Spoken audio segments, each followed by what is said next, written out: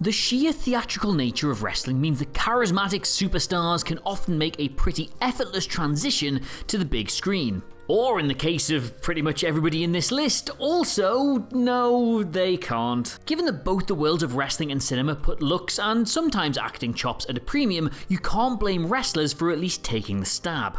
While a few have become breakout stars in their own right, and hello to my close personal friend The Rock, others have just kind of randomly shown up in films over the decades. While most of the time these roles can amount to little more than navel-gazing parts that draw attention to the wrestler's popularity, sometimes their role is so minimal you would be forgiven for quickly forgetting about it or perhaps just missing it entirely. Whether they're terrible parts that those involved would rather we didn't mention, or impressive under-the-radar appearances in great movies, my name is Adam Cleary and these are 10 wrestlers you didn't know made cameos in movies.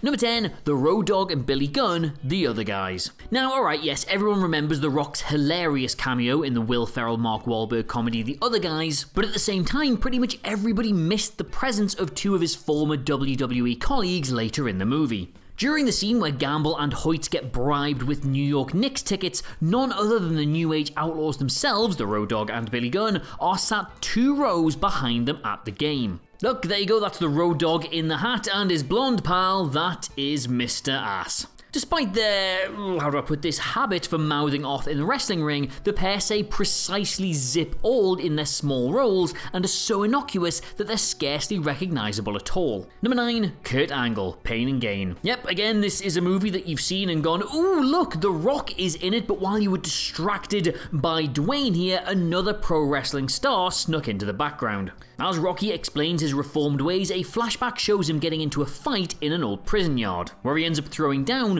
with a fellow prisoner who just so happens to be played by Kurt freaking Angle. Now, despite the fact that it is literally Kurt Angle, so you probably noticed that, the cameo is easily missed because he's only featured for around 20 seconds, during which Michael Bay manages to capture him mostly in mid-shots while frantically cutting around his face, giving only a few fleeting glimpses of that distinctive Angle noggin.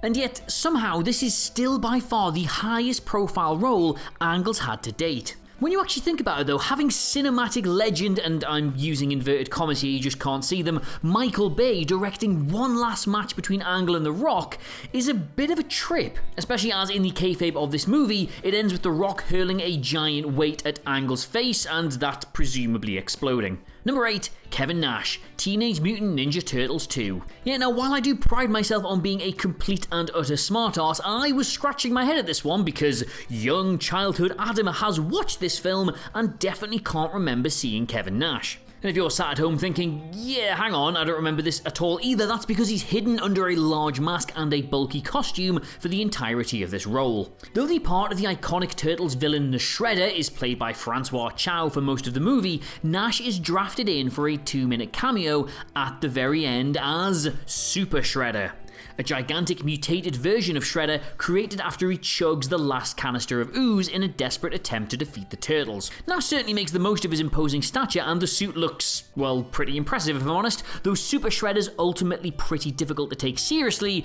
given that he effectively ends up committing suicide by just collapsing a giant dock on himself. Yeah, I know the rule is normally that these movie franchises tend to peak on the second outing, but just no, maybe not for the Turtles. Number 7, Candice Michelle, Dodgeball. Now go on, cast your mind back, and yes, Candice Michelle made her first WWE appearance in July 2004 as part of the entirely unproblematic now Raw Diva Search. And of course, prior to that, as your dad well knows, she'd worked extensively as a model and even appeared in the June 2002 issue of Playboy. Yet just a month prior to joining WWE, she also showed up on the big screen in a small role in the hit Vince Vaughn movie, Dodgeball.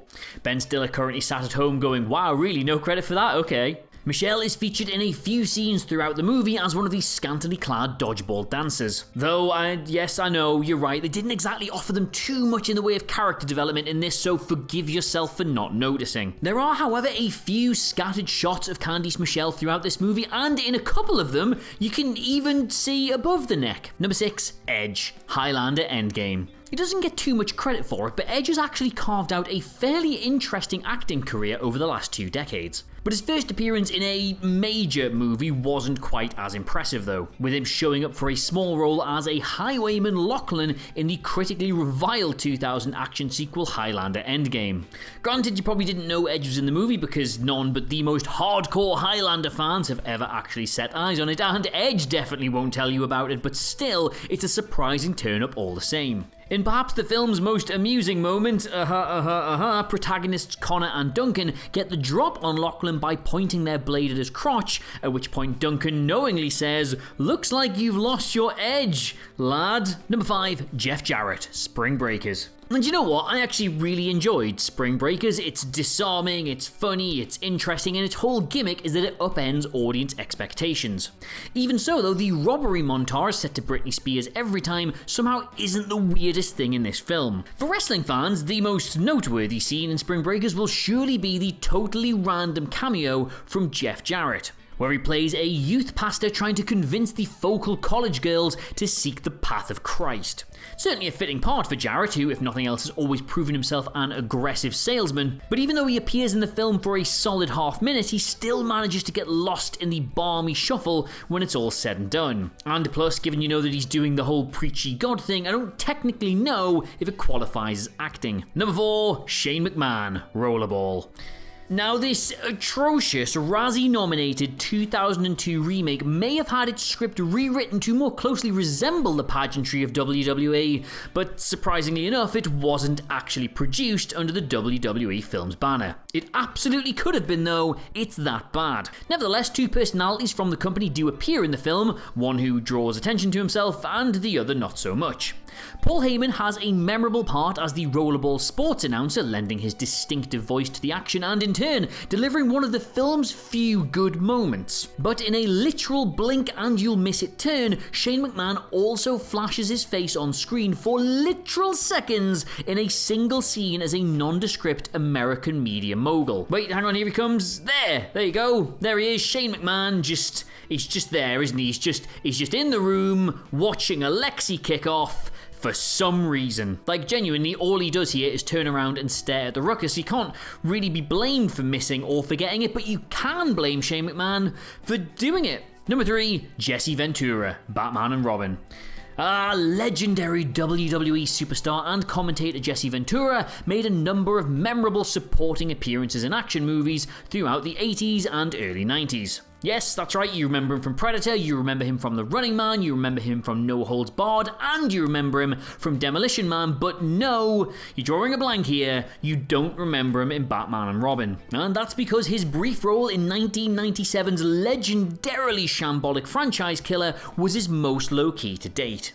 Here he is, playing an Arkham Asylum security guard seduced by Poison Ivy, and 1, yep, you can barely tell that's him, and 2, fair enough. Though he still rocks the distinctive Ventura gravelly voice, his physical appearance is markedly different from what fans were used to. His mustache is a goatee, is what I mean by that. Number 2, Christian, Shoot 'em Up. Not one to let Edge get all the prime movie roles, his former tag team partner Christian also appeared in a major motion picture in 2007, playing a small role in the knowingly absurd Clive Owen starring action flick Shoot 'em Up. Christian plays an armed security guard tasked with protecting Senator Rutledge on board a plane, and while his face can be seen in a few shots late in the movie, he more or less fades into the endless mass of just suited up mooks. Now, I haven't really got too much to tell you about this part. He doesn't get any lines, he doesn't do anything particularly interesting, but he looks good, I guess. Number 1, Kurgan, 300. Retired wrestler Robert Maillet is best known in the wrestling world for his WWE run as Kurgan, introduced as a seemingly unstoppable member of the Truth Commission before turning face and joining the Oddities. Also, apologies to all of our French viewers, that is my best attempt at pronouncing it. Per his colossal size though, it's not terribly surprising that he found himself a firm niche post-WWE as one of Hollywood's go-to giants. If you need an imposing big man, henchman, brute, meaty boy for your movie, you can do a lot worse than him.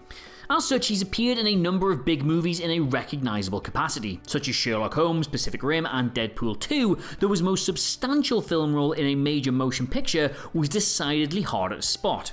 Yes, that's right, he donned considerable facial prosthetics to play the uber immortal in Zack Snyder's 300. A muscular, scattered Goliath who attempted to do away with King Leonidas in his small but mighty army. It's one of those ones where you don't really notice it at the time, but when you sort of look a bit and tilt your head and someone's already told you, it's like, yeah, oh yeah, that is. Yeah, I can see that. It's Kurgan, yeah. So there you have it. Those are 10 wrestlers you didn't know made cameos in movies, read to you by a man who still only has 1 credit on his IMDb page, and you definitely didn't miss him in it because he was a goddamn star. Let us know what you made of it all in the comments below, and of course don't forget to like, share and subscribe. In the meantime though, thank you so much for watching. I have of course been Adam Cleary, and I'll see you soon.